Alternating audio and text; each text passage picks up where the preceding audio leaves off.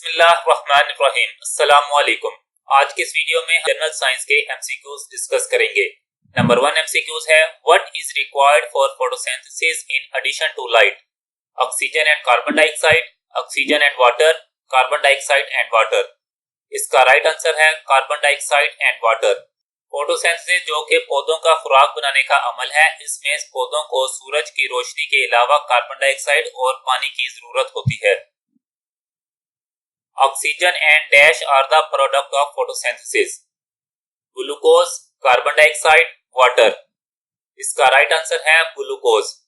Photosynthesis के नतीजे में ऑक्सीजन और ग्लूकोज पैदा होते हैं। फोटोसिंथेसिस जैसा कि पहले बताया गया था कि ये खुराक बनाने का अमल है जिसमें पौधे सूरज की रोशनी, कार्बन डाइऑक्साइड और पानी के साथ ऑक्सीजन और ग्लूकोज पैदा करते हैं।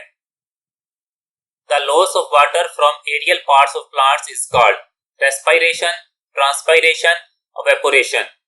इसका राइट आंसर है ट्रांसपायरेशन। ट्रांसपायरेशन पौधों के पत्तों, तनों और फूलों से पानी के बुखारात के इखराज का अमल है। Exchange of gases takes place in liver, bronchioles, alveoli. इसका राइट आंसर है एल्वियोलाई। ऑक्सीजन और कार्बन डाइऑक्साइड जैसी गैसों का तबादला फेफड़ों के एल्वियोलाई में होता है। The part of the heart which receives oxygenated blood from lungs, left atrium, right atrium, left ventricle. इसका राइट आंसर है left atrium. Left atrium lungs से ऑक्सीजनेटेड ब्लड रिसीव करता है और राइट एट्रियम जिस्म के दूसरे हिस्सों से डीऑक्सीजनेटेड ब्लड रिसीव करता है। Blood vessels that carry blood from the heart to the other parts of the body are called capillaries, arteries, veins. इसका राइट आंसर है आर्टरीज। ब्लड वेसल्स जो कि दिल से जिस्म के दूसरे हिस्सों तक खून पहुंचाते हैं उन्हें आर्टरीज कहते हैं, और ऐसी ब्लड वेसल्स जो कि जिस्म के दूसरे हिस्सों से वापस दिल में खून पहुंचाते हैं उन्हें वेन्स कहते हैं। और कैपिलरीज वेन्स और आर्टरीज के दरमियान ब्लड ट्रांसपोर्ट करती हैं। Which of the following plays an important role in blood clotting? Red blood cells, white blood cells, platelets। इसका राइट आंसर है प्लेटलेट्स। हमारे जिस्म पर जब कोई कट लग जाता है तो प्लेटलेट्स हमारे जिस्म में खून को जमाने में अहम किरदार अदा करते हैं। ब्लड सेल्स की 3 टाइप्स हैं जिनमें red blood cells, white blood cells और platelets. A pigment in the skin that protects harmful effects of sunlight, melanin, haemoglobin, lymphocyte. इसका राइट आंसर है मेलानिन। मेलानिन एक पिगमेंट है जो कि हमारी जिल्द को सूरज की खतरनाक शुआओं से महफूज रखती है। Hydrochloric acid is found in bile, saliva, gastric juice. इसका राइट आंसर है gastric juice. Hydrochloric acid gastric juice में पाया जाता है जो कि खुराक हजम करने में मदद फराहम करता है।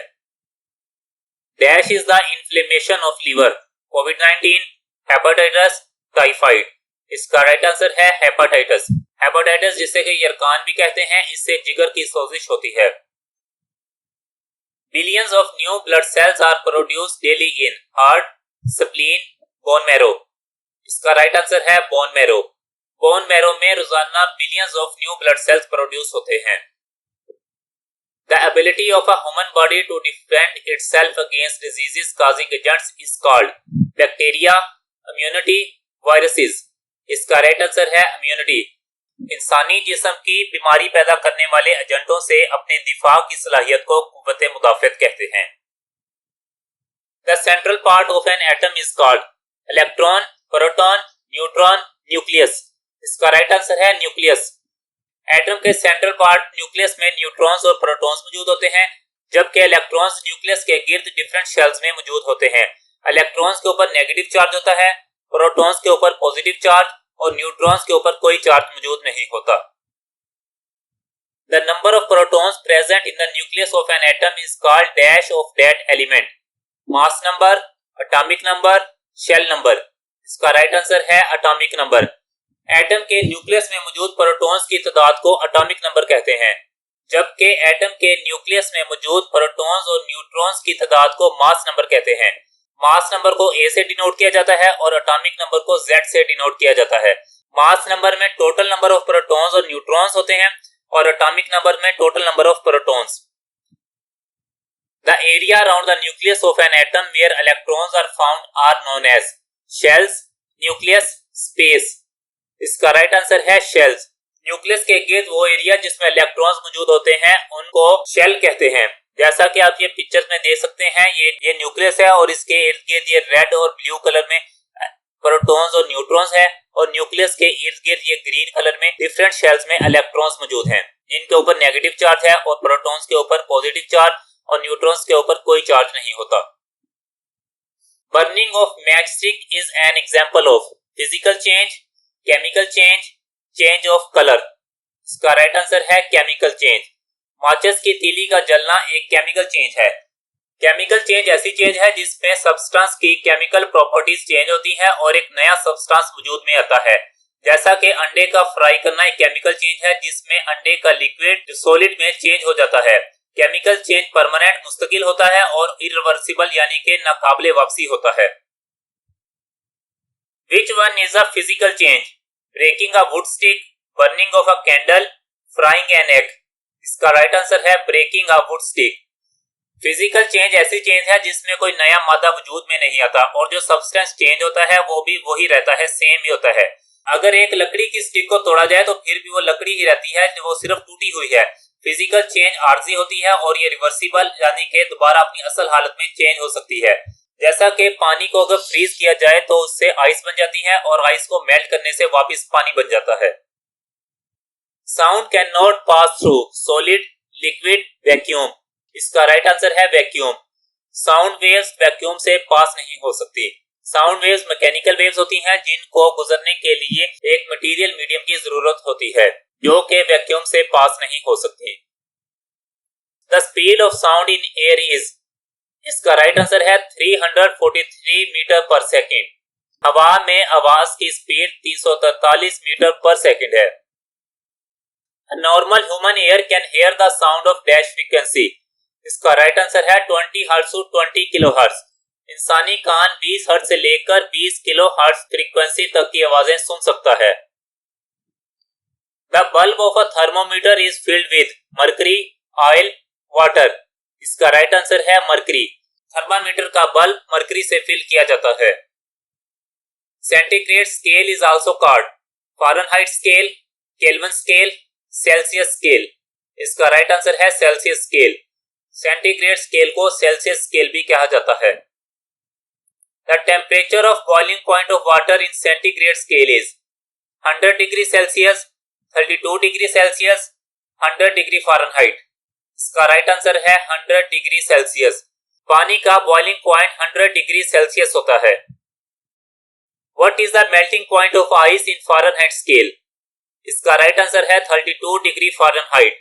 फारेनहाइट स्केल में आइस का मेल्टिंग पॉइंट 32 डिग्री फारेनहाइट होता है और फारेनहाइट स्केल में पानी का boiling point 212 Fahrenheit, Celsius scale में 100 डिग्री सेल्सियस और केल्विन स्केल में 373 केल्विन स्केल होता है।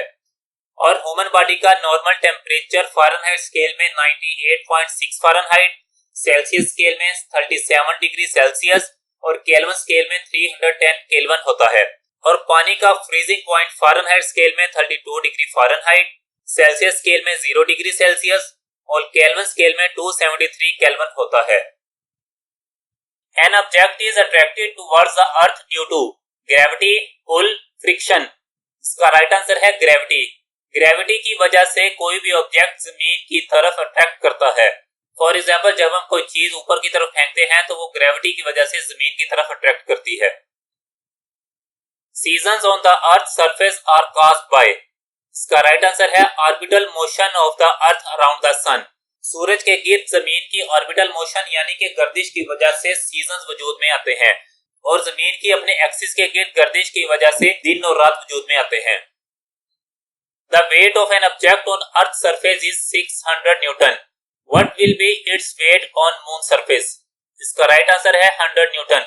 जमीन पर अगर एक ऑब्जेक्ट का वजन 600 न्यूटन है तो चांद पर उसका वजन 100 न्यूटन होगा। इस फार्मूला की हेल्प से हम चांद पर ऑब्जेक्ट का वेट मालूम कर सकते हैं।